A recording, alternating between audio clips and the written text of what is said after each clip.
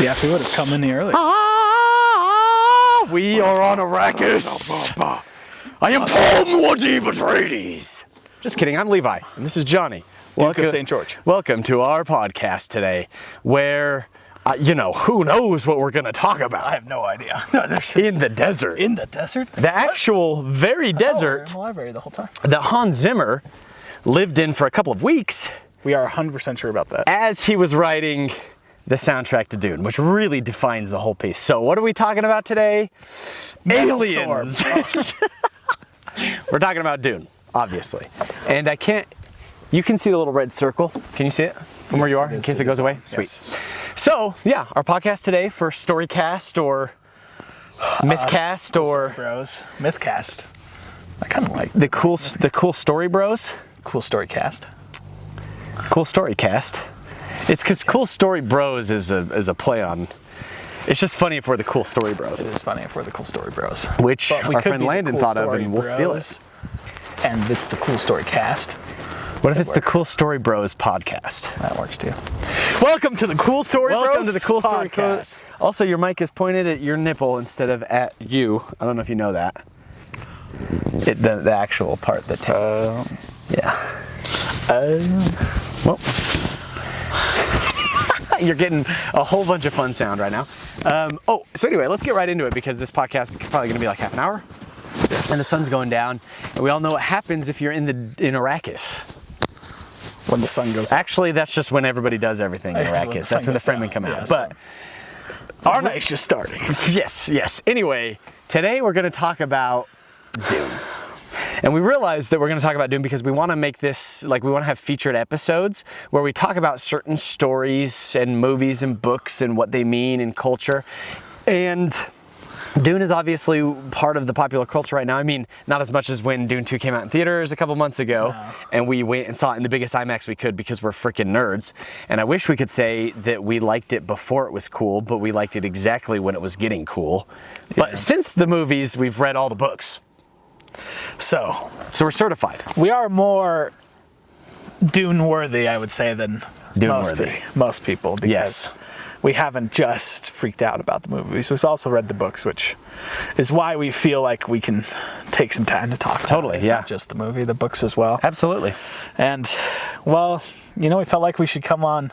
We're already kind of coming out to this location and came out to the dunes, and it's a great place to talk about Dune, not just because desert, sand, dunes, but Frank Herbert, when he got his original inspiration for writing Dune, was out in the Oregon sand dunes, which unfortunately we're not there right now, but we will be. We will be sometime. When Messiah comes out, we'll film it from there. Yeah. But this one too is this is, this actual color of sand. They call them the coral pink. Not the coral kink. The coral pink sand dunes, but they're red.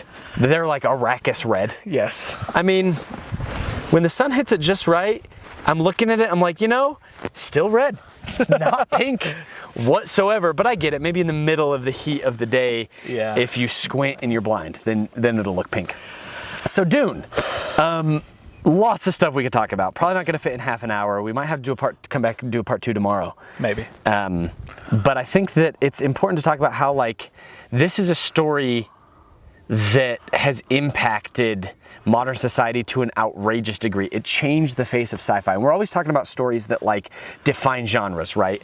The fantasy genre was kind of defined by Lord of the Rings because before that we didn't really have fantasy. We had fairy tales and different sorts of genres, but fantasy was kind of started.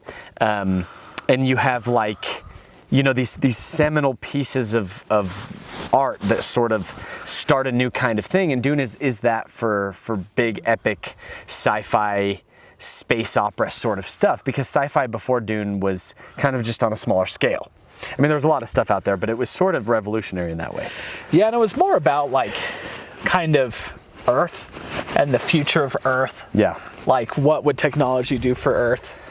And sorry, I got a Fox. Come here, buddy. Over here. Sorry, dog's out here. He was trying to wander. Fox, come here.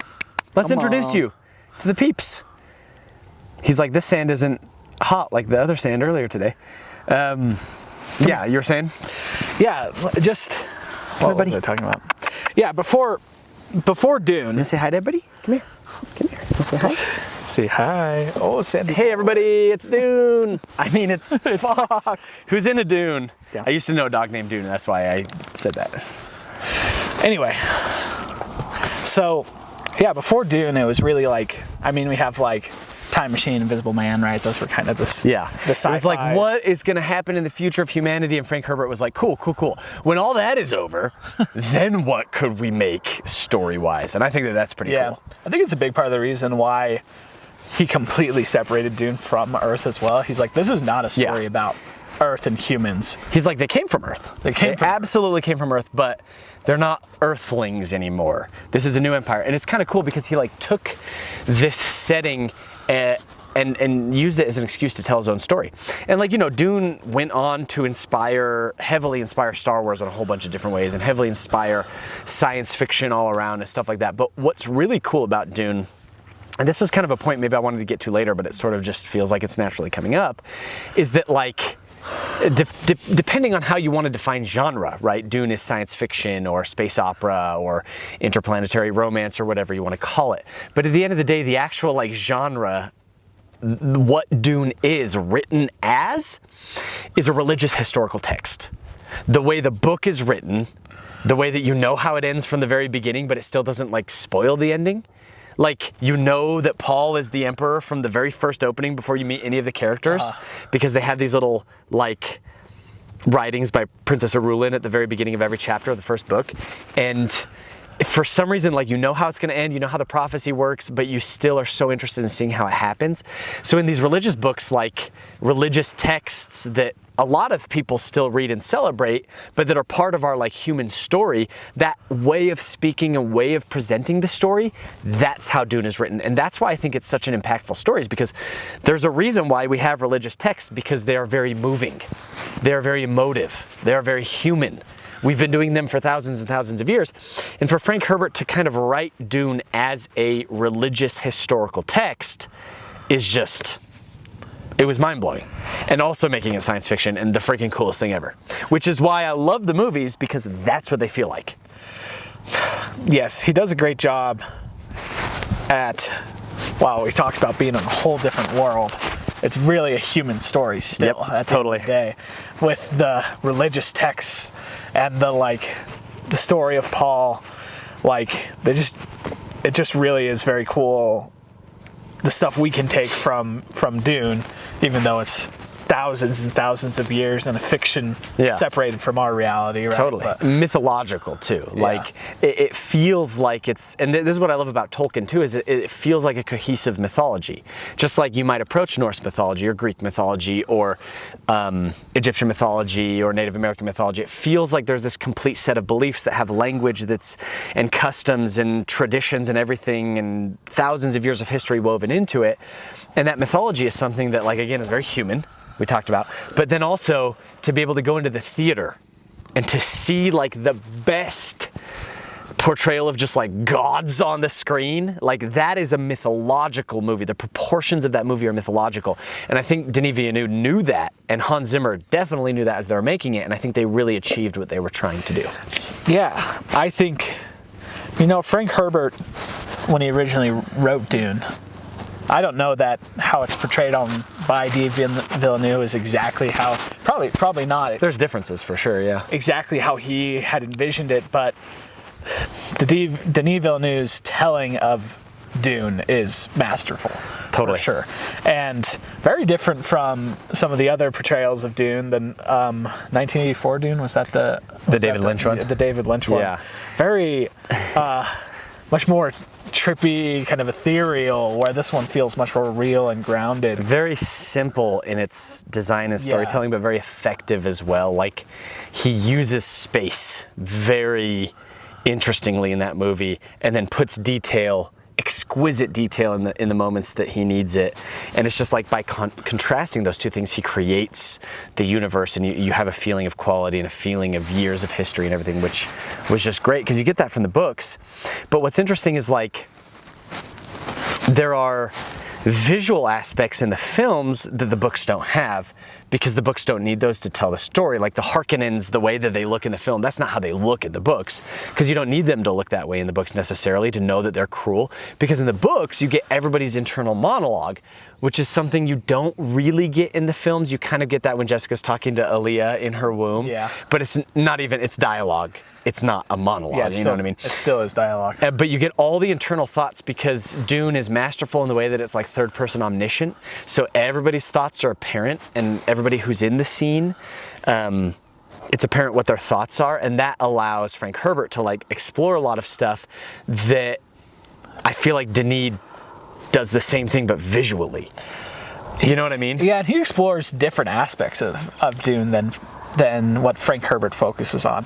Frank Herbert's is a lot more about the politics and the relationships between the different people. We get a lot more from like the Spacing Guild and a lot more from the Bene Gesserit, and we get many more characters as well. We get a lot more of a look into the Bene Tililaxu, which has not really been touched on so far in the movies. Like, there's just like all of the interconnections of the Empire is so cool to follow in reading Frank Herbert's Dune. But watching Denis Villeneuve and how he showed Dune with like, it's much more about the scale. I think we've talked about this, that Denis Villeneuve is just probably the best currently at showing scale. Master of scale. And it's like the Highlander, when you first see the Highlander. Oh my gosh, and it's just like... And he can take the puniest little French guy in the universe and make him look like a god. Like, that's pretty cool. And actually, Timothée Chalamet, like, I didn't know a ton about him when he was, you know, years ago, when he was kind of making his entrance onto the scene and being in a whole bunch of different stuff. But I happened to see him in the movie The King. Did we watch that together? I haven't watched The King. Incredible. And so I was totally, fully ready to be blown away by his performance in this because, you know, he wasn't just the romantic opposite character that he's played in some things. He had this gravitas to him. And that he was such a good choice for this movie. And... oh yeah, I just like, it's funny because there are things that like I disagree with in the movie. Yeah. There are things I would have done differently with Shawnee's character, and there are things that I would have done differently with like the changes that they made, that Denis made to the storytelling. I maybe wouldn't have made them the same way, but I can't say it's not a masterpiece. No. Still. So I can appreciate that it's a masterpiece, and I can also appreciate that like there are things that maybe I would have done different, but I understand why he did them. You know what I mean? And we also don't know how he's going to wrap it up in Messiah, so I'm obviously not extending my judgment quite yet. There are a couple things with Shawnee's character I can say that, like, by making her kind of more outwardly strong, she became more like less interesting of a character, because Shawnee in the books is like so fabulously written, but it's because we can hear all of her thoughts. Yes. You can't really do that on screen, so you need her to do more like outwardly manifestations of how she's feeling and everything in the movie, and that was a good choice, but like some of those things took away the depth to Shawnee's character that's in the books because she's so interesting, and she also just like kicks butt. Like that scene where she's like, a couple men came to challenge you, Paul, and I killed them because I said, well, if you can't kill me, you can't kill Paul. And you're like, this is going on the whole time? And it's like, and we don't get that. We get like this more like forward warrior side, which is like, great. Which is great. Cool. Sick. I love that. But the Shawnee in the books was such a like a lot of people think still that strong female character means one that's physically strong and beats people up, which can be. But when they say strong female, she is in the books and the movies. But strong female character means well-written female character.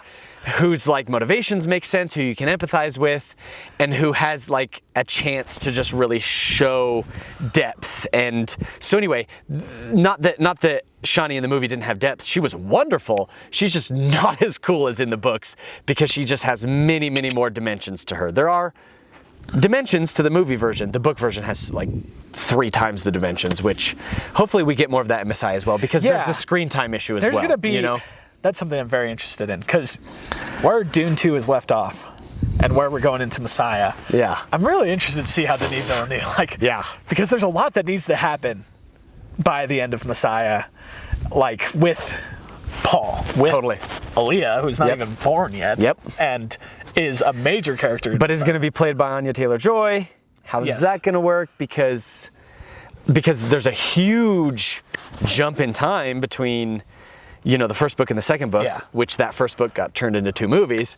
So the first 2 movies and the third movie, there's supposed to be a huge leap of time, but will there be that? I don't know. It's going to be very tough, but I totally trust these people to do it. Yeah. I wouldn't trust anybody else after seeing those 2 movies. I don't know how I would write it. I don't know where I would go with it, but it's obvious that he has a direction. They're already filming it.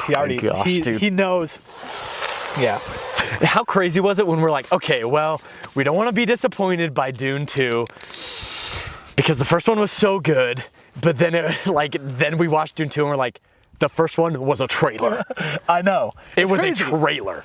Yes, we were. The first one's still fantastic, but the second one was just like, I left my body a couple times in that IMAX theater. Our friend forgot to breathe a couple times. Several times he was like, Also, I was just like limp noodle in there. It was amazing. And not because it's like, we should all be like Paul and then go on to kill 90 billion people. Like, that's not what it's about. We love the movie because of how true it is to the human experience and what we do with politics, and when politics gets mixed with religion, and when people are destined to be great and they're messianic figures, but they're still humans. Yes. At the end of the day. And that's such an important thing to show, and they did it so masterfully. And that's why I think everybody's on board, because it's like, that's humanity. That's part of the human story.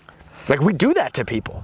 We see people as gods, as kings, as queens, as empresses and emperors. Like, we raise people on pedestals historically and otherwise. It's this thing that we do as humans. And there are also problems and issues with that. And that's what Dune shows us over the course of all of the books. Frank Herbert has this masterful ability to show through the different characters what becomes of that eventually, which I think is awesome. Yeah, and I don't know what I was gonna say. Sorry. It's good to be out here, man. It is great to be out here. It's the sun has gone down a little bit, and we are at 17 minutes. We're good, and we look fine. Yeah, we're good. I was just gonna change maybe the lighting a little bit, but we're good. We're good. If it gets too dark, you were talking about Paul Atreides and how it's not supposed to be about like everyone should be like Paul Atreides. well, but I mean, not that Paul doesn't have qualities we all desire. I mean, like, everybody wants power. yes, And when I say that, that sounds like, what are you talking about? I don't want power. And it's like, well, dude, like, being able to get up on time is power. Going to a job and supporting your family is power. Making any money at all, money is power. What, are you just gonna like never make money at all? Yeah. I'm not saying like you should be greedy and throw other people under the bus and crush them under your might to get rich. I'm just saying, like, there is a degree of power all humans are seeking. Power over the lower version of ourselves that would be lazy or that would treat other people bad. Letting our higher self have power over that lower self. That's a very good power to want to have, I think. And power is like breathing, your heart pumping is power. The energy that you get from your food, that's all power. And it's like, power itself isn't good or evil. It's just what you do with it and what you do to get it in certain situations. And that is what we need to analyze as humans, because nobody's not going to deal with power in their lives.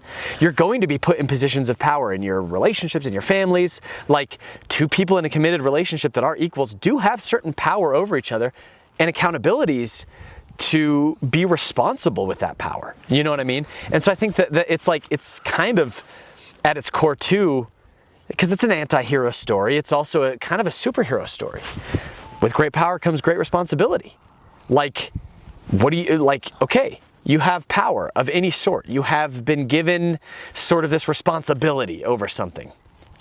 A job, a child that you're raising, whatever it is. It's like, are you going to use that power wisely, or are you going to become sort of corrupt? Those are stories all of us deal with in our own mythological journey, in our own hero's like path that's set before us. And there's nobody that, like, I don't know, I think everybody deals with those things. Yeah.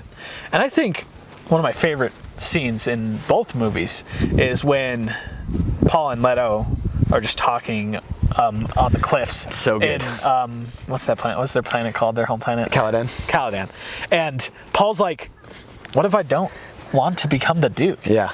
and Leto just tells him in all the best ways of like, you'll have been all that I ever needed you to be, which is my son, which is awesome coming like from a father figure of power. Like, it's just like, no, you don't need to take that. And then he also talks about, it's like, some of the people who make the best leaders are the ones who don't seek out power. Yes. But when they do take the power, They use it wisely. So yeah, much in what I was saying, it's like, is it the thirst of power that you're after? And that's probably problematic.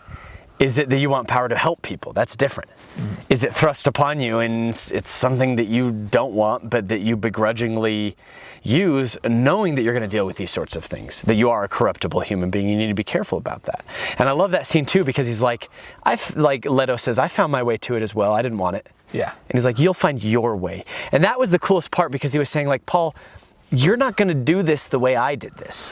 You're going to do it your way. And I think that that's such a cool like way to think about parenting too, because, you know, I don't have kids yet, but I have a lot of brothers and sisters, and my parents were just excellent and super awesome. And I've thought a lot about it as I'm getting to the age where probably in the coming years that will be something that happens.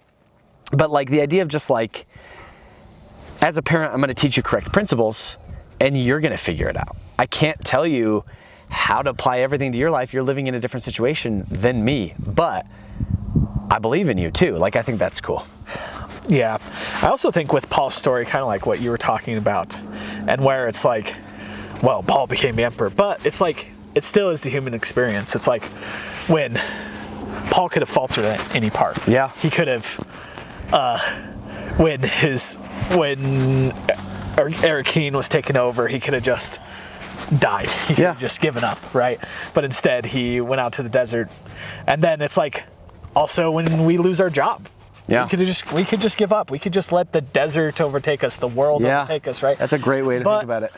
But we don't. We strive forward because there's something that we need to accomplish in this life. There's something human about... Sorry, your mic is just pointing straight downwards. I don't know. I fixed it before. Okay, I didn't know if it was just doing that or if you fixed it wrong. But maybe I'm really sorry for interrupting you. No, it's fine. Maybe that's why it was facing down earlier. I'll pretend like it was. It's probably fine either way. Yeah. Honestly. Anyway, like I was saying, like, just because these moments happen at different scales, and I think one of my favorite ones is when he's puts his hand in the Gamja bar and he just like looks down the Bene Gesserit's sister, and he's like feeling the pain, and she's like, don't talk, and he's just like tears stream down his face, and he's just like still has that pride in his look. And it's just like, that is something that we can all relate to, because the Gamja bar, or the box, is just pain. Is what it is, right? And it's literally him overcoming pain. It's what makes us not animals. It's what makes us human. Totally. It's such a cool moment. Yeah, the whole philosophy of pain and fear. Are you going to let it control you, or are you going to control it? You know what I mean? Oh man, it's so good. Yeah, it's one of the best. One of my favorite moments in all of film is that first moment. And they, what's interesting too. In the book, they lead with that moment, right? But in the movie, they take a little bit to get to it, and I think it's good that we got that little bit of build-up. Because I've read that first page a couple of times trying to start Dune, I remember, and listened to it on an audiobook probably 3 or 4 times, and it's like, why are we starting with this? And it's a really great first moment in the book, but I like how it's really the first moment still of the movie, even after like a little bit of like... It's the first beat, really. Yeah. It's the inciting incident, for sure. And it's the first moment of like... Sandworms. Paul. We got sandworms over there. They'd see us, right? Oh, they're going to come right next to us on this road, huh? Maybe. Well, hopefully you can hear us over it. Well, what was I saying? I keep interrupting you, dude. I'm so sorry. It's okay, don't worry about it. It's the first moment of like Paul Muad'Dib, Paul Lisan al-Gaib, Paul Kwisatz Haderach, Paul Emperor. Like, it's his first moment where he really is like, no, I am going to overcome. I am powerful. I am going to be this chosen one. And it's just so cool. Yeah, and if we take that to be a personal mythological story, like, who is the emperor in you, right? Like, this isn't necessarily, it doesn't have to be a story about having power over other people or in government or whatever. It's just like in your life, if there is an evil Shaddam and a Paul, who's gonna win? Who is gonna be the one who wins out in your story? The person who fears and makes choices because of that fear and pride, or the person who overcomes the fear and overcomes the pain and says, no, I will do the right thing for the people I love and for my life. And so I think that's a good way to look at it too, is it's just like, it doesn't have to extend to anybody else. It's just inside. Can you overcome your personal battles? Can you overcome the evil forces that are keeping you down inside of yourself? The thoughts that are telling you you're worthless, or that telling you that you aren't strong enough or worthy enough of living a good, incredible life, the kind of life you want to live. Are you going to give up? Are you going to let those things be true and real? Or are you going to stand against them, raise an unexpected army, come out of nowhere as the chosen one in your own life story and say, no, I will determine what kind of life I'm going to live. If it's adventurous, if it's spectacular, whatever it may be, it's your adventure, you know? Yeah. I think that's my favorite part about Dune. That's why I love Paul Atreides. That's why we'll just scream Paul Atreides. Yeah, it helps us do things like cold baths showers, and everything, yeah. cold showers. If it's just like Paul Atreides, I just think of the Gom Jabbar scene, and it's like, wah. And it's like, I control. Well, not like everything. Like, I'm not talking about like, I can control everything, because more things are out of our control. But at least like, I can overcome pain. I can overcome fear. I can overcome uncomfort. I can overcome, you know, these weaknesses, even if I fail 1,000,000 times and it takes me 1,000,001, I'm gonna get up that 1,000,001st time and do it. That felt like a good end. Feels like a good. Yeah, I don't know how close we are. I can't even see the numbers, but we're probably pretty close. Probably to 30 pretty minutes. close. Feels So like a good spot to end. Like, maybe let's sign out, and like, obviously these are really rough and like not rehearsed, and we'd probably be a lot smarter if we wrote it down beforehand. Probably. Or not say controversial things if we said it out of context or something, and we apologize for that. But we just want to celebrate stories and analyze them. So that's our gift to you today. This is the Cool Story Bros podcast. Cool Story Bros. Maybe. You want to end us off? Story time. Story time. Paul Atreides! Paul Atreides! 27. Oh, you know what I better do is show the desert, bro. I bet everybody wants to see this desert. Yeah, Let's that's just a show good it. idea for the last couple minutes. You're a little bit annoying. But you're still good, puppy. Look at this friggin' desert. Also, go out to the sand dunes in the evening, put your feet in the sand. It's just like, you need to do it, trust me.